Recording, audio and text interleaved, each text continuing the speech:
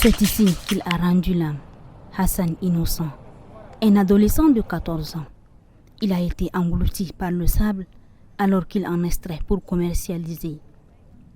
24 heures après le drame, la désolation est encore vive et personne ne parvient à commenter l'accident face à nos caméras. Ces défenseurs des droits de l'enfant situent les responsabilités. C'est des actes à condamner, c'est-à-dire condamner les parents et interpeller le gouvernement sur sa responsabilité, ses engagements vis-à-vis de ces conventions qu'il a ratifiées.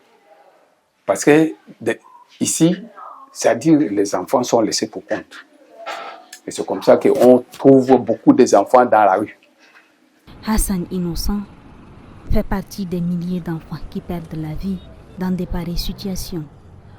Et pour hausser le ton, l'UNICEF a placé le thème de cette journée mondiale de lutte contre le travail des enfants, engagement, mettant fin au travail des enfants. L'objectif de cette rencontre est de discuter et de décider des mesures à prendre pour renforcer le contrôle des véhicules à 4 roues et plus. De vous le dire d'une manière claire, la Commission a décidé du contrôle des engins à 4 roues et plus. Et ce contrôle devrait commencer à partir du 25 juin 2024. Et le contrôle concerne les documents administratifs, à savoir le D3, comme les appelle le douanier, le dédouanement,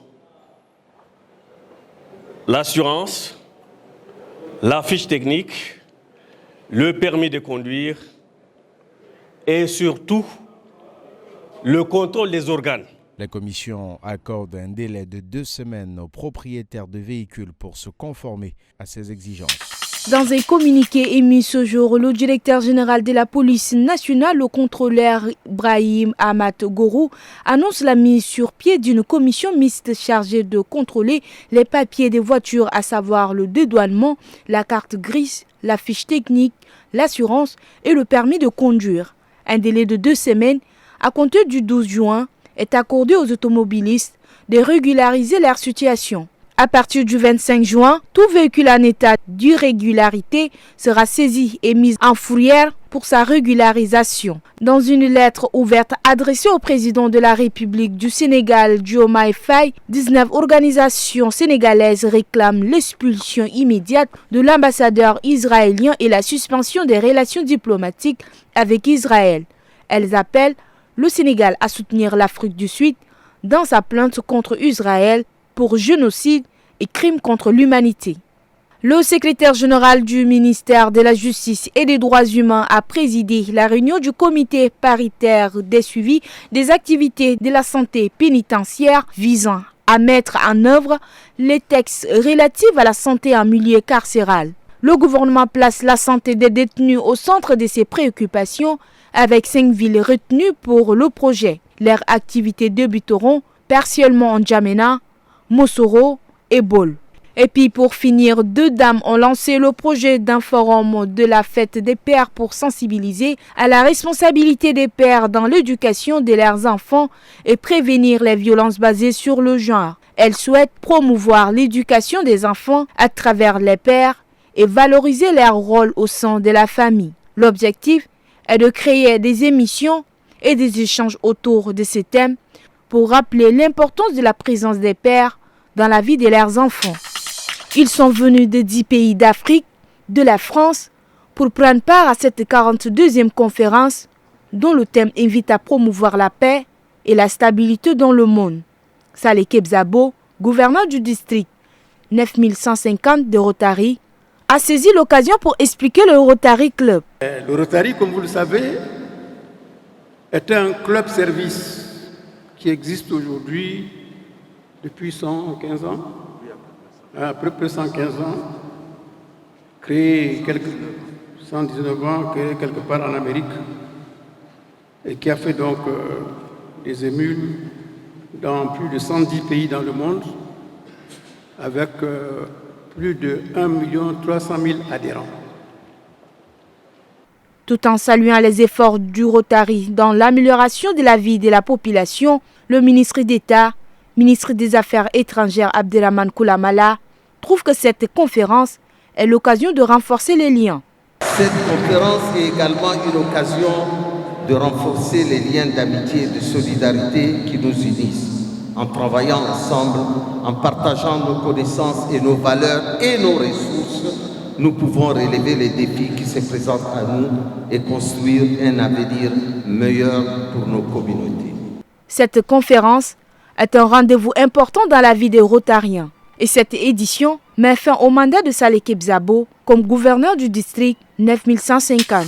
À travers la remise de ces attestations de félicitations, le secrétariat général du gouvernement reconnaît les efforts de ces agents qui ont fourni un travail efficient et au-delà des heures réglementaires pour la bonne marche de la République.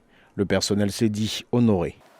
Depuis le début de l'année 2024, c'est pour la première fois que l'ensemble du personnel du secrétariat général du gouvernement se retrouve autour de ces deux ministres dans un esprit et un climat de convivialité, de solidarité et de réjouissance.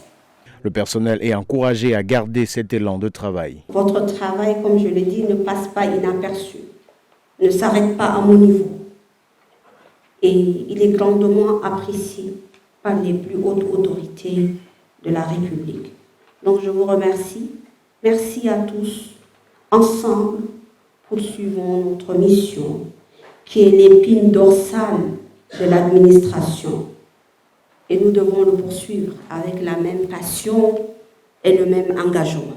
Cette passion et cet engagement permettront, rappelle Ramatou Mahamat Otouin, à mettre en œuvre la Constitution et à élaborer les textes qui déboucheront sur l'organisation des élections législatives prévues avant la fin de l'année.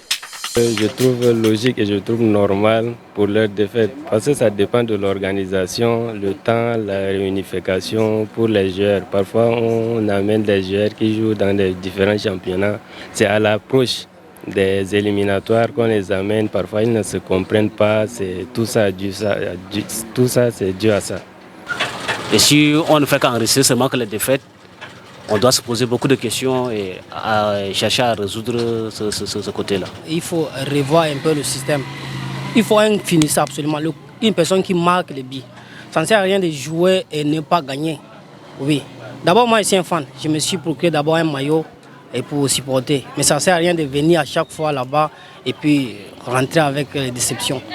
Le football, c'est une science maintenant. Ce n'est pas que il faut choisir celui-là, c'est le neveu à tel, c'est l'enfant à tel, ça ne marche pas.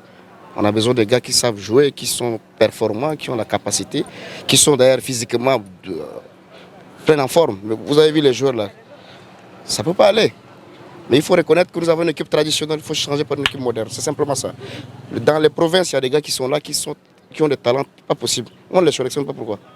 Ce n'est pas une histoire d'image d'une famille ou d'une ethnie, c'est une histoire d'image d'un patrie, d'une nation. Donc il faut changer les choses. On a l'espoir que ça peut aller dans, disons, quelques années. Ça peut aller. Et j'encourage vraiment les joueurs de s'abstenir et au moins de faire un effort pour y admettre à leur niveau.